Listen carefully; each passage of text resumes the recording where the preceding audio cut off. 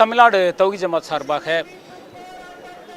வக்ஃபு திருத்த சட்டத்தை மத்தியில் ஆளக்கூடிய ஒன்றிய பிஜேபி அரசாங்கம் இந்த பட்ஜெட் கூட்டத்தொடரில் கொண்டு வர இருப்பதாக தகவல்கள் தெரிவிக்கின்றன.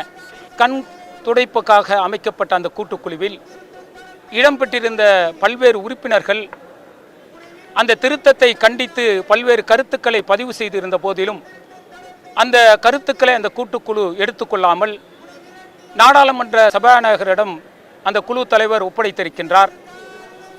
இது முழுக்க முழுக்க வக்ஃபோர்டு சொத்துக்களை அபகரிக்கக்கூடிய நோக்கத்தோடு இந்த திருத்தங்கள் செய்யப்பட்டிருக்கிறது.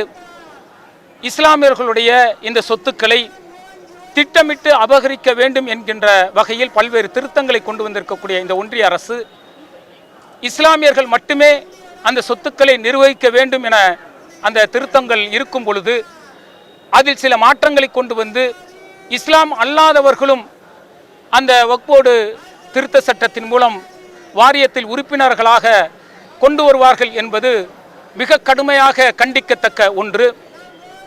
இன்றைக்கு அவரவர்கள் ஆன்மீகத்தை அவர்கள் வழியில் அவர்கள் பின்பற்றுவதற்கு அரசியல் சாசனம் உரிமை வழங்கியிருக்கிறது. ஆனால் அந்த அரசியல் சாசன சட்டத்திற்கு எதிராக இன்றைக்கு வக்ஃபோர்டு பிரச்சனையில் வக்ஃபோர்டு குழுவில் இஸ்லாம் அல்லாதவர்களை உறுப்பினர்களாக சேர்த்து அதன் மூலம் இன்றைக்கு இஸ்லாமியர்களுடைய அந்த சொத்துக்களை அபகரிக்க பிஜேபி திட்டமிடுகிறது. இந்த திட்டம் நாடாளுமன்றத்தில் மசோதாவாக கொண்டு வரப்பட்டு சட்டமாக நிறைவேற்றப்பட்டது என்று சொன்னால் நிச்சயம் நீங்கள் எப்படி குடியுரிமை திருத்த சட்டத்துக்கு எதிராக நாடு முழுவதும் சிறுபான்மை மக்கள் கொதித்து எழுந்து வீதியில் போராடினார்களோ அதை காட்டிலும் பன்மடங்கு லட்சோப லட்ச இஸ்லாமியர்களோடு நடுநிலையான மக்களும் இணைந்து வீதியில் இறங்கி போராடுவார்கள். விவசாய சட்டத்தை எப்படி மோடி அரசு பின்வாங்கியதோ வாபஸ் வாங்கியதோ அதுபோல இந்த வக்ஃபு திருத்த சட்டத்தை வாபஸ் வாங்கும் வரை அந்த போராட்டம் என்பது தொடரும் என்பதை இந்த நேரத்தில் நாங்கள் தெரிவித்துக் கொள்கின்றோம். அடுத்ததாக இஸ்லாமியர்களுடைய குறிப்பாக தமிழகத்தில் இருக்கக்கூடிய அந்த இஸ்லாமியர்களுடைய உணர்வுகளை புரிந்து கொண்டு இன்றைக்கு தமிழக முதல்வர் அந்த மசோதா சட்டமாக்கக்கூடாது என்கின்ற ஒரு தீர்மானத்தை இன்றைக்கு சட்டசபையில் கொண்டு வந்திருக்கின்றார். இது இந்தியாவில் இருக்கக்கூடிய பிற மாநிலங்களுக்கெல்லாம் ஒரு முன்னுதாரணமாக இருக்கிறது. கேரளாவாக இருக்கட்டும், ஆந்திரா, தெலுங்கானா போன்ற மாநிலங்கள் இது போன்ற தீர்மானத்தை கொண்டு வந்து மத்திய அரசாங்கத்திற்கு எதிராக தன்னுடைய அந்த கண்டனத்தை பதிவு செய்ய வேண்டும் என்பதையும் இந்த நேரத்தில் நாங்கள் கேட்டுக்கொள்கின்றோம். தமிழக முதல்வருக்கு எங்களுடைய கோரிக்கை என்னவென்று சொன்னால், இந்த மசோதா கொண்டு வரக்கூடாது என நீங்கள் தீர்மானம் நிறைவேற்றியிருக்கிறீர்கள். ஒட்டுமொத்த இஸ்லாமியர்களும் அதை வரவேற்கிறோம். அதே நேரத்தில் ஒன்றிய அரசாங்கம் பல தில்லுமுள்ளு வேலைகளை செய்து இந்த மசோதாவை சட்டமாக நிறைவேற்றினால் தமிழகத்தில் நீங்கள் இந்த சட்டத்தை நாங்கள் ஒருபோதும் நடைமுறைக்கு கொண்டு வர மாட்டோம் என தீர்மானம் நிறைவேற்ற வேண்டும். நீங்கள் குடியுரிமை சட்ட திருத்தத்தில் அப்படித்தான் தீர்மானத்தை நிறைவேற்றினீர்கள்.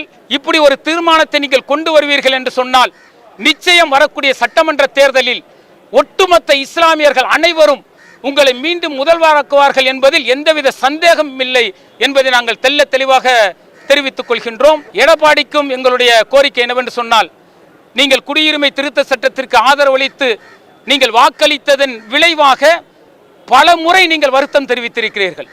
அந்த முறையில் நாங்கள் தவறு செய்திருக்கிறோம் என பல முறை நீங்கள் பத்திரிகையாளர்கள் சந்திப்பில் சொல்லியிருக்கிறீர்கள், இஸ்லாமிய இயக்கங்களை சந்திக்கும் போது சொல்லியிருக்கிறீர்கள். ஆனால் இன்றைக்கு சட்டசபையில் அந்த தீர்மானம் கொண்டு வரும் பொழுது நீங்கள் வெளியேறாமல் ஆதரவளித்ததற்கு நாங்கள் நன்றி கடன் பட்டிருக்கிறோம், நன்றியை தெரிவித்துக் கொள்கின்றோம். ஆனால் இந்த மசோதா நிறைவேற்றப்பட்டு சட்டமாக்கப்பட்டால் அந்த சட்டத்தை எதிர்த்து நீங்கள் போராட வேண்டும்.